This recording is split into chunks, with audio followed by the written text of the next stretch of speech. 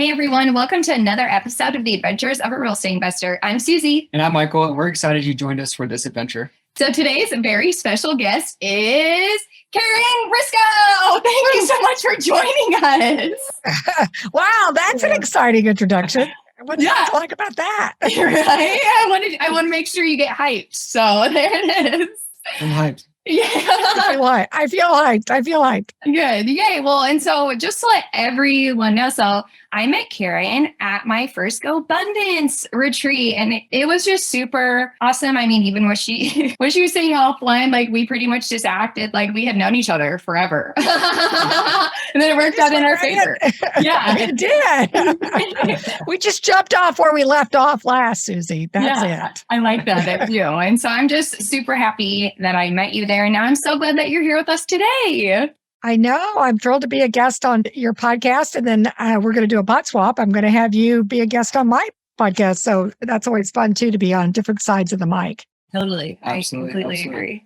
Well, Karen, I know Susie knows a lot about you, but I'm sure our adventurous family and myself, I'm dying to learn more about you. Would you mind sharing with our listeners a little bit more about your background and like why you started investing in real estate? Wow. Okay. Well, I like to say I started in dirt. In the 1980s, working for Trammell Crow companies doing residential lot development and put in streets, utilities, and sell lots to home builders. And then I met my husband there in Dallas, and we had our 2 children, and his career in public policy moved us to the DC metro region. So I'm inside the Beltway, Northern Virginia. Probably our biggest claim to fame is where the headquarters of the CIA and where Amazon HQ2 is. So if that gives you an orientation on where we are. And I actually stepped out of the full-time workforce for about a dozen years, raising our children. My husband's career meant a lot of travel, and just I was the primary caregiver, and which is fine. I feel blessed and honored too. But when I went to re-enter the workforce, I wanted to stay on the commercial side, and I went to work for the Nextel, which is a telecommunication company, and had the sales, engineering, and warehouse offices. So I'm just going to share that once you've seen one sales and engineering and warehouse office, you've seen them all. It was pretty boring. And it was the early 2000s. And Nextel being a telecommunication company, those of us that remember the dot-com bust, well, that's what happens. The dot-com bust, there's no growth, right? It's the opposite. It's called disposition. And there's nobody in disposition. And so I could have stayed at Nextel, but I just really didn't feel, the drive to do so. And I had my real estate license. And when you're a real estate developer, you're not as inclined to get your real estate license because you want to be able to go talk to the little old ladies and the farmers about selling you their land. But when, I already had my license. And so someone said, well, why don't you try residential? And at the time, I have to confess, and people on the commercial side think those residential people do all the fluffy stuff that, it's all emotions and relationships and everything. But it turned out I am really good at what I call both sides. The hard skills of negotiation strategy, market knowledge from my commercial background. And then I really do like people. And I met with success very rapidly.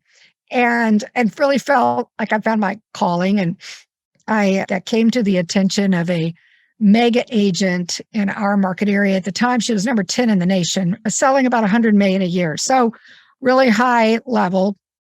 And we're in a very, I know you all are, in England, so it's expensive over there too. But in our market area, and currently in our zip code, our average sales price is about $1.2 million. And to be quite honest, that buys you a lot. It doesn't buy you, land, like a piece of little land, like a quarter acre. It doesn't buy you much. So we have a very sophisticated clientele. But so I became partners with her in 2006, and then I took over a business in 2008 when sadly she died. Wow. And we knew she was ill, so it wasn't a surprise to me. But the biggest challenge was it was the same month that the financial markets crashed. So that was a pretty devastating time to be in real estate. So I set about rebuilding the company. And my current partner, Lizzie Conroy, joined me in 2009. And last year in 2021, we sold 116 million. So we're way past over the 100 million mark again. So yay. Very, very exciting. Yeah. So along the way, I had a lot of people ask me how I did it because I had the added challenge of taking over a mega business at, when a market's crashing, but the loss of my business partner. And so I had a lot of people me to speak and train and coach. And then that led to writing my first book, Real Estate Success in 5 Minutes a Day. And that I now have 4 books and then the 5 Minute Success podcast. My investing journey was really accidental. And I think that this is true for a lot of people. They become accidental investors. Our son came back after graduating from college a couple of years later, and he was looking for a place to rent and he couldn't find anything that he wanted that would let him have dogs. And I said, well, I guess I could buy something and then you could be my tenant. Him and his friend, they were actually our worst tenants ever. The dogs absolutely destroyed floor. But it set me, I realized very quickly, there's lots of benefits to being a real estate professional and investing in real estate. If you got people out there in your community and don't know that they need to have a conversation with their CPA, but the tax strategies favor real estate professionals. So, and it's become also a way to lead generate, right? Because people who rent our properties often are kind of at that transitional or first time home buyer stage. And then, we sell them a house and then, it's turned out that's been another benefit I actually hadn't anticipated. And then our son is involved in commercial real estate. And so we invest in so that's more of a passive opportunity. So that's my investing journey. That's really cool. And I like that where you're helping your residents or tenants, that are living in your properties, then go in and buy a property, which is really cool. You don't really hear about that much, which is really interesting to me. You're there helping along the process, being a first-time home buyer. Yes, it's a lead generation tool for you, but at the same time, you're helping somebody achieve probably one of the, a very big goal for a lot of people is to own their own home, right? So moving from renter to owner is huge. For people that are renting, it's challenging to time it, right? Because if you go month to month, usually the apartment complexes and stuff just jack up the rent. So it's not affordable for a lot of people to do that, to be kind of on a month-to-month basis, to know that they'll, in their term 30, 60 days, whatever, after they find something. So giving people that flexibility. And it's been, so because of that, and again, our market area is a very high price point. We do strive to keep our properties in a price point that is a good tenant pool in terms of their, job, professional status. And then they're going to be able to afford to buy a house at some point, right? But at the same time is at not the very beginning maybe of the market cycle, but maybe like the second one in. And we have a very transitory workforce anyhow of the Northern Virginia, because it's so connected to DC. We have a lot of embassy and State Department and, people that are being located here for a short term. So we have a great tenant pool, but the tenant pool of the people that are, out of apartments, but not ready to make their first purchase, that is a lot of who we tend to attract. Yeah, which is great because, even as Michael mentioned before, one, besides all the people you meet because of it, but then even when they have somebody in their life who is going to have that same transition or do the same thing, they'll come to you, and that's phenomenal because then you touch, it's like that, what is it? 6 degrees of separation. Thank you. I can read your mind now too, Susan. We've known each other so long. Well, and people see that I'm doing it. It's one thing to tell people, oh, you should invest in real estate. It's another thing to see their realtor actually investing in real estate, right? I have a lot of people that come to me and say, okay, I'm seeing what you're doing. I'm at the very beginning. I will say accidental landlords is probably one of the most common ways people get into it. But if they want to be intentional about it, who would you go to? You'd go to somebody who's doing it themselves, right? Because we have a lot of experience and And we can help too with the many people have perceptions about what it means to be a landlord, that they're going to call in the middle of the night and, the whole thing. And I can help, share the, what our experience is, which is really that is so rare. I don't even think we've ever been called in the middle of the night. Now, we may wake up to a text message that says, oh, by the way, there's something going on, but that's a good thing, right? We want our tenants to tell us when things are going on, but we just have, a team of folks that we just call and they go fix it. I mean, you would certainly want to build, that into your, if you're going to go out and be an investor. I think that's what holds more people back. I tell you, more people say that than anything. I'm afraid I'm going to get called in the middle of the night. Yeah. Which, no, even from our point of view, it doesn't ever happen. Speaking of like building a team, what was it like? I guess has been like the most exciting part about growing your business to where it has been, and like what has been the least exciting? Well, the most exciting is, when I could do it, that's certainly satisfying and rewarding.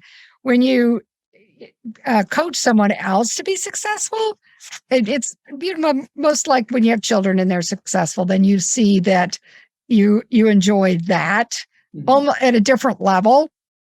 And that is, a very high reward when that happens. But the other benefit to it is, well, there's lots of benefits to growing a team. I haven't never been a solopreneur in terms of running the business alone. And many people do to success, but I really like the collaboration. And, when the market's challenging and transactions are difficult, and then you have somebody to brainstorm ideas on how to help your clients and how to navigate the situation. And sometimes it's a little bit of a commiseration. you're venting, but on the other side, you have somebody, to celebrate with in the wins. And if you think about it, really, growing through others is one of the, there's lots of ways of leverage, right? I mean, obviously we use real estate as an asset class to leverage, and that's certainly one leverage, but people are really a wonderful way to build and grow, because they can often see things and take things to places that, I just don't see. And it's often true. You're hitting a ceiling in your entrepreneurial journey. And I know you've talked about this before, but your business is only going to grow to the level that you grow, right? That's why being, us being part of GoBundance and other things is the same with, growth is that, oftentimes it takes someone else to help you go to the next level, because, frequently, we have our unique skills and abilities, and other people bring other attributes to the team. Now, what isn't is rewarding. Yeah, I like that. Is when it doesn't work. My husband, I was talking to a new agent somebody wants to become an agent the other day, and he goes, we were talking through, what she brings and why I think she has the mojo, the ability to do it. And then we were talking through the things that, could be limiting beliefs, could hold her back, other people that have, at some point, you don't know until you do it. I mean, so there's risk, to growing a team, because you can invest a lot in people time. But the time is actually more valuable than the money for me. You invest time and resources and opportunity, you give them opportunity. And if they don't convert it, then you just, maybe if it was $1 million deal, you just walked away from $25,000 because you gave them the opportunity and they weren't able to do it. So there's that. But overall, in terms of the benefits, significantly for me outweigh. And then you learn and grow on what didn't work. And then it helps you recognize, okay, so this is a strategy I'm going to adjust going forward. How do you or I don't even know if this has actually ever come up, right? Because we just see it around us everywhere. We're like, a lot of people are nervous to move forward with a partner or a team in any aspect. Like, what advice do you have for them? Well, I think it's always a who, not how, as Dr. Benjamin Hardy wrote the book with Dan Sullivan. So I'll borrow his title because really at a certain level, how like systems and operations and strategies and all that are only going to go to a certain point. I mean, people are going to take you much farther. So, but you have to be willing to take the chance. But it's definitely the people. And I've gotten better over time recognizing who has the potential. Again, it's they're people's. It's getting married, right? I mean, you know a lot about that person, and but there's some of them don't work, right? So some people get divorced, 50% actually. So it's a little bit the same, and the industry is such that there's already a high attrition, right? So some of it has everything to do with me or the team. It just is they didn't understand what it would take to get to a point of success, and they weren't willing to, for whatever reason. And sometimes it's family, personal, but oftentimes it's just they're not willing to do it. And it's interesting, that seems to come out pretty quickly, that if they don't have that fire in the belly, if they do have the fire in the belly, that's a really good sign, that drive. But if they don't, then when something challenging happens, oftentimes they just won't have it in them to see it through. So I believe it's still worth it.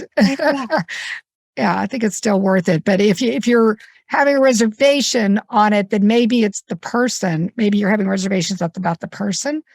So I would say maybe reach out to other people that have been there before. And there's a lot of great tools to use, I use the DISC profile to, determine whether, they have the personality profile that typically fits. Although I don't have the personality profile for an agent. So I'm like, okay, so we'll just throw Karen out the. That's awesome. I am not a sales profile at all, but I am a profile for a business owner, CEO. So, but I still had to figure out the sale, obviously, because I didn't go straight to business owner. I went, sales first. So I caution people not to get too focused on, those type of tools. But at the same time, they are helpful, mostly to get to know the person and to find out the other areas of their life that they have experienced in similar situations. So you can learn a lot about how they would respond. Absolutely. Yeah, and it makes a big difference because, like, even with Michael and I at the very beginning, because although we're married, right, like we still have a partnership together, we still grow a business together, and like even like we butt heads a little bit because we weren't like deciding who was going to do what and when. And so it is super important, like within that partnership, but even when you're growing a business, because if you don't even have that conversation, like you're going to butt heads the entire time, So going back to you, like maybe it is the person, like, yes, it could be the person, and not having that communication. Because like Michael and I could have been miserable this entire time. And somehow, one light bulb switch flipped up and it was like, wait a second, we need to figure out what our roles are quickly. Yeah, and a lot of it depends on whether you're coming together at the same time, and it's more of a balanced. Some of it, like most of all the ones I've had have always been senior, junior. Like I was the junior to a senior partner, and then she passed. So I didn't have to go back to anybody anymore. And then my current business partner, Lizzie, came in as a junior, but then we came to a point where we really were balanced. So a lot of it depends on that too, like where it is, the company and the partnership is in its cycle. And so lots of conversations about who does what. And at the end of the day, it's if everybody is focused on, the win-win and the benefit to the team or the partnership or whatever it is, then I find that we figure out a way to work it out. If somebody has a agenda that is aligned differently or only aligned to what works for them, then because it is a lot like marriage. I mean, sometimes you do it your way and sometimes you look at how you can do the other person's perspective and then the benefit of it. And I still see more benefit to it because I think that goes back to all the two heads are better than one, and people have different strengths, and bringing that to the table, everyone achieves more that way. So I believe in it, but I'm not going to say it doesn't just come. It's not like a puzzle where it's just like going to all come together at once. I mean, it's going to be more like you take those pieces one by one and you put them together and you go, oh, I see that shape now. Okay, let's bring some of this color in. It's more like that as you build it. Yeah. Maybe you'll see the vision. Maybe you have the box and you have a vision of where it's going to go. But it's really more like putting a puzzle together piece by piece than it is just coming out fully formed for most people.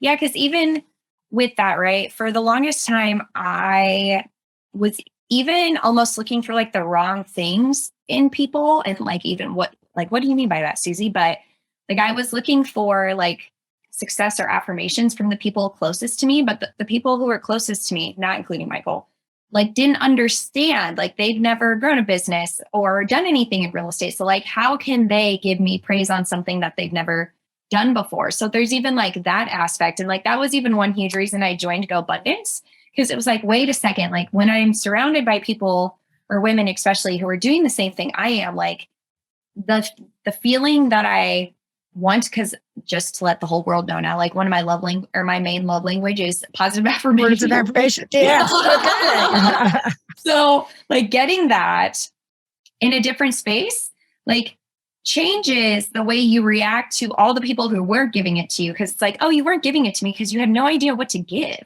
And that's totally okay. But that's the same like in partnerships and in your business, like if you can almost look like just out of a wire lens to look in and be like, wait a second, like, what is it that I actually need and want? And how do I go find it? I had a coach one time say, you don't go to the hardware store to get a loaf of bread. So, they don't carry loaves of bread. So you're going to the wrong place. So I would affirm you on that, Susie. And same thing with me. I mean, I have had, coaches and masterminds and all sorts of different groups that I've been involved in. And often I'm like, okay, I can see what this group is bringing. It's either a very heavily focused business or, focus. And then there's some that are more, personal or life coaching and I've had different times in my business and life where I've wanted and even been prepared to receive different things. Like maybe I wouldn't even have been able to understand that was something until I actually got to that place. Like I had to get to my business to a certain level before I could actually even recognize that something like Go Abundance would meet a need that was beyond business, right? Yeah. Because I'm a pretty business focused person. So, So yeah, I mean, but even the team, doesn't meet all those needs for me, right? So I mean, that's why I'm going to Go Abundance, and yeah, right. And often you reach a level, and this is something that I know quite a few. Another mastermind, and they say quite frequently, is that oftentimes you will reach a level in your business and life where you have to get on an airplane to see your friends, because the people that are truly like-minded and the same vision, focus, they may not be in your immediate community. Or in your business or in your personal life. Right. That's why I flew to San Diego. I get it. I know. You were the farthest, I think. Weren't you the farthest traveler?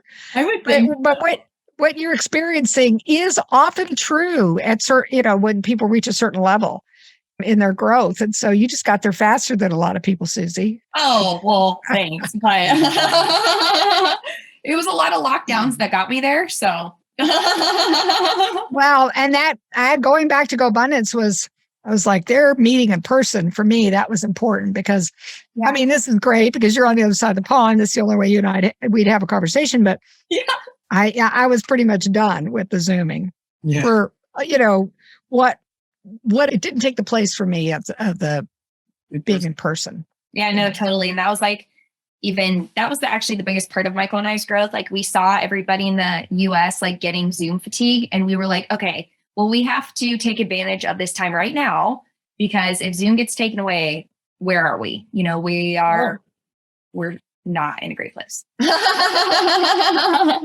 So Because that's your only option Yeah. right now. Yeah.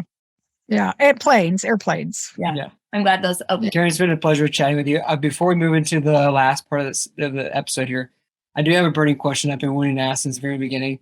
You said everything began in the dirt in the 1980s, right? Like, I want to know, and it's kind of, this is like a full circle in a second, but I want to know, like, how everything was back then with interest rates, how high they were. Okay. Because we're talking like mid-teens, right? Like interest rates. Oh, no, like 18.75% in 1981. Yeah. So I want to know about that, but then I also wanted to bring it full circle into like the rising interest rates now, even though it's not even close to where it was. I mean, this is how it was a couple of years ago. But are you seeing, you could talk about that, but then also the second part of the question was like, are you seeing anything with buyers now with rising interest rates? Are people backing away or what? So, yeah, that's the benefit of this being, of me being in 5 recessions. So I have a little bit of muscle memory here. Yes, I graduated from college in 1981 when interest rates were 18.75%, and we still bought houses. We used very creative. That was the beginning of ARMs. And actually, we did a lot of mortgage assumptions. You would assume people's mortgages. Believe it or not, you still can do that. FHA will allow you to assume a mortgage. And there's a story. My business partner, past husband, Sue Huckaby's husband, was a congressman. And in that time frame, Sue went to him and said, I want you to get Congress to do something about interest rates. And he said, I can't do anything about interest rates. You need to just figure out how to sell houses with interest rates, whatever, I mean, I'm like, and that has always stuck with me. So like, whatever the market of the moment is, I got to just figure out how to sell houses, right? They're in the market environment we've been in since the pandemic, since the end of the stay-at-home orders. It's just been a rising market. And this isn't my first rodeo. I was in the last one. This one has different attributes. I mean, the last one was really lending that was, not faulty lending. And, the financial markets crashing and all that caused a lot of that. This one has a demographic push that's different because the millennials in the United States are the largest generation ever at 91 million.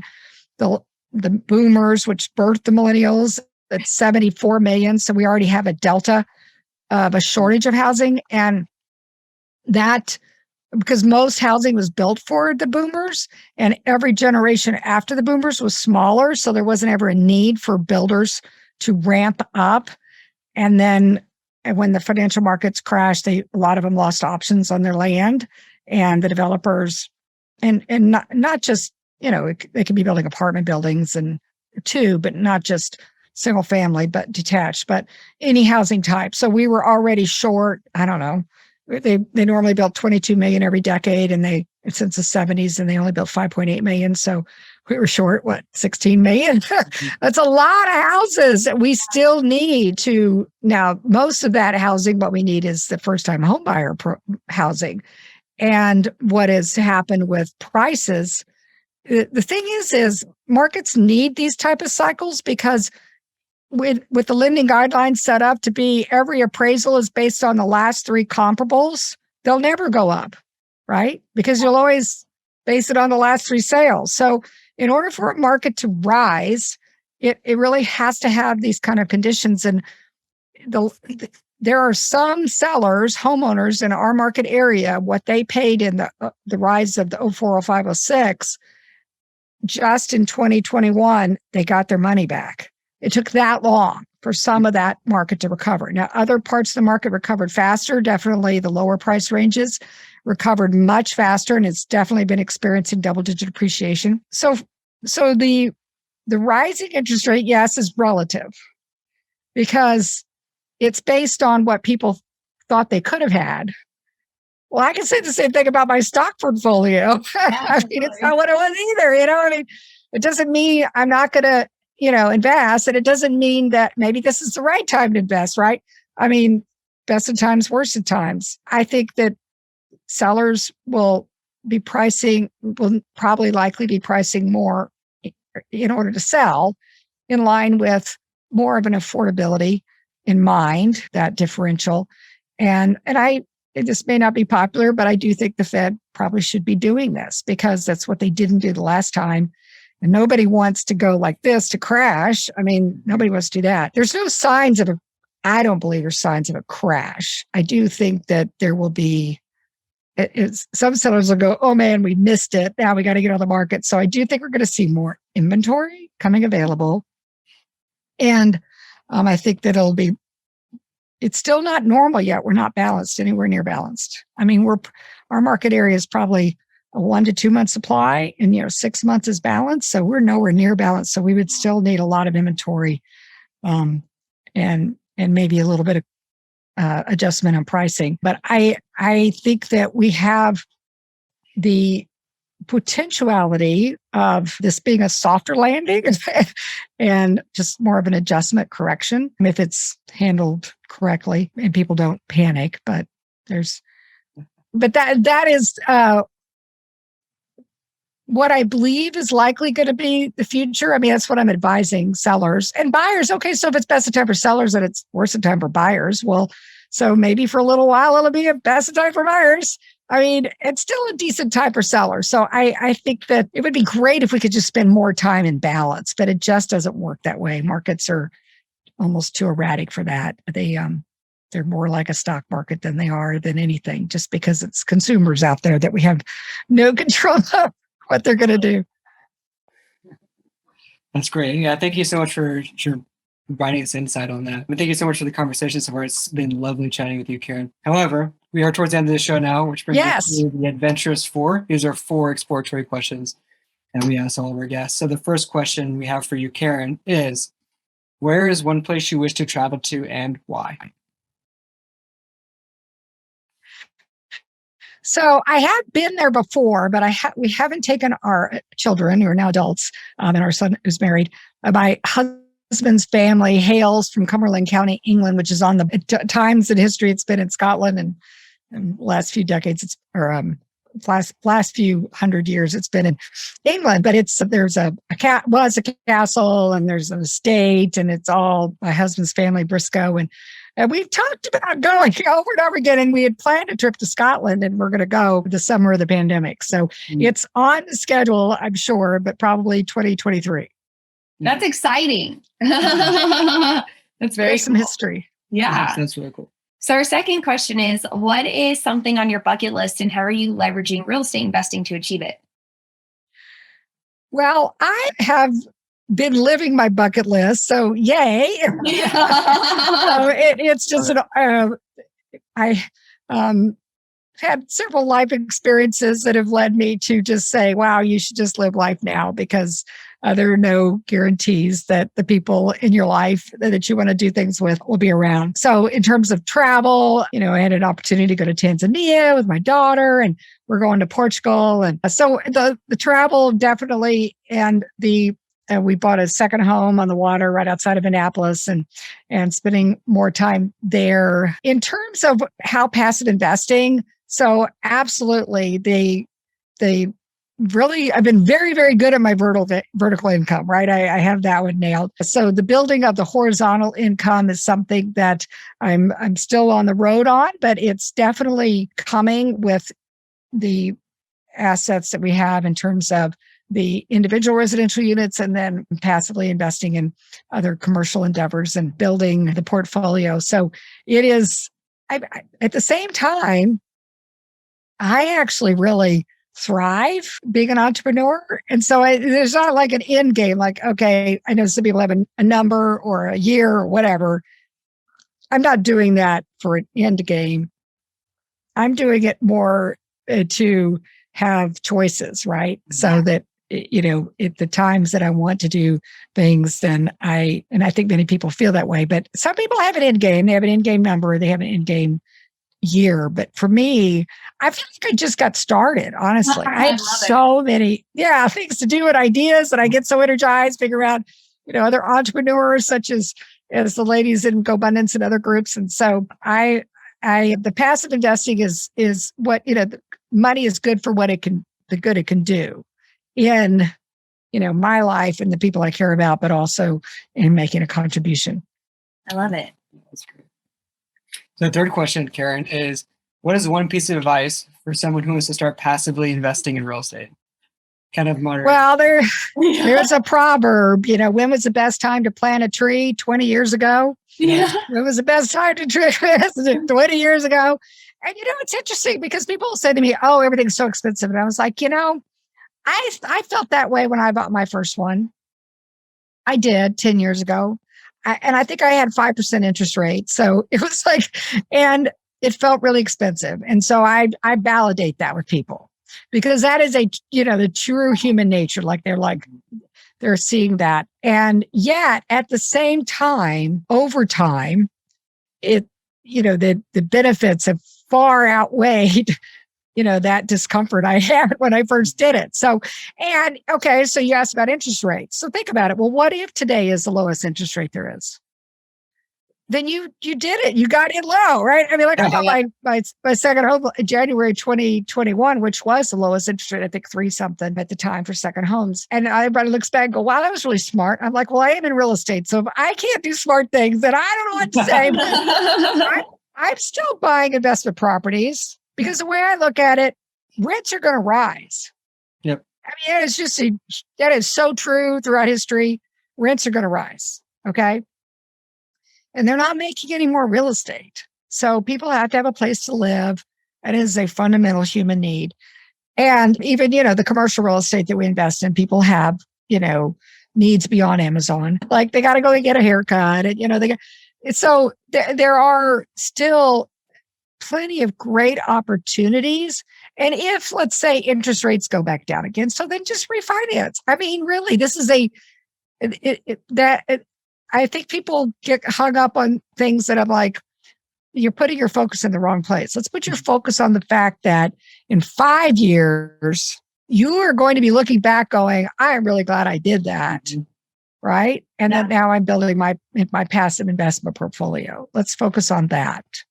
Totally. Thank you for that. And then our fourth and final question is, if you had unlimited resources available to you, how would you leave an impact? See, I think that for me, I already feel like I have unlimited resources available to me. I love it. I do. I believe from an abundance perspective, I already have everything I need and want, and that I can create value wherever I go. And because of that, I believe that there's great opportunity to make a contribution. And that is where I feel like I have the most impact, is making a contribution. So oftentimes it's things like this, the podcasts and webinars, and then, with my books and speaking and coaching people in their journey, because if I can do it, then they can too. And I feel like, I am my greatest resource. And so me giving of me is actually the greatest gift there is. I love it. Sometimes it's financial resource, sometimes it's time, or other things, but knowledge, experience. But yeah, I already feel like I already have that. No, thank you. And I actually love that answer, just because when other people hear that, it'll give them they'll reflect on themselves and probably be like, I think I have that too. So thank you. Yeah, absolutely. My pleasure. Yeah. And so before we end the show, would you mind sharing with our adventurous family a little bit, how they can find out more about you, or, find out your books, podcasts, things like that? So the books and podcasts are the number 5 Minute Success. And if you Google that, I'm pretty confident I'm going to come up on the first page. And they're all available on Amazon if you are interested. And you can contact me through the website or through social media, either Karen Briscoe, which I'm sure you'll put oh my gosh, you have my Flip Time Love Life. That's my 4th book. Yeah. That's about loving the life you have right now, Susie. As you create and co-create the life of your dreams. So it's not an or, it's an and. You can love your life right now and create the life of your dreams. You can do both. And so that's what that book's about. So yes, and I would be honored and delighted if any of your community wanted to reach out. Yeah, absolutely. And it is a great book. I have read it. So please find her and her content. And just a little sneak peek, because I know we didn't get into it today. If you look up, is it 80 before 80? That's 80 by 80. Yes. my challenges for life of achieving a milestone physical attainment. Like I did my first triathlon at 59 and I came in the fastest for my age group. And that was just started. Somebody said, "Oh, are you going to do this again?" I'm like, "Yeah, I'm going to do 80 by 80. Which I love. I love it. Yes. Like, check out that. Check out. Why not? Yeah, Right? let's just do this. Absolutely. If you end up, when you come to Scotland, if we're still here, I'll do a triathlon with you over here. Oh, wow. That'd be awesome. Well, I just had foot surgery 3 weeks ago, so I am on major recovery mode. But the idea is it's going to be better than before. So I'm going to be moving at a better pace because I won't have foot problems next time. No, that's awesome. Well, thank you again for joining us. It's truly, truly, truly been a pleasure. And I can't wait for when I get to see you again in person. Yes. Well, thanks again, Karen. I appreciate it. Until next time, explore more, adventure awaits.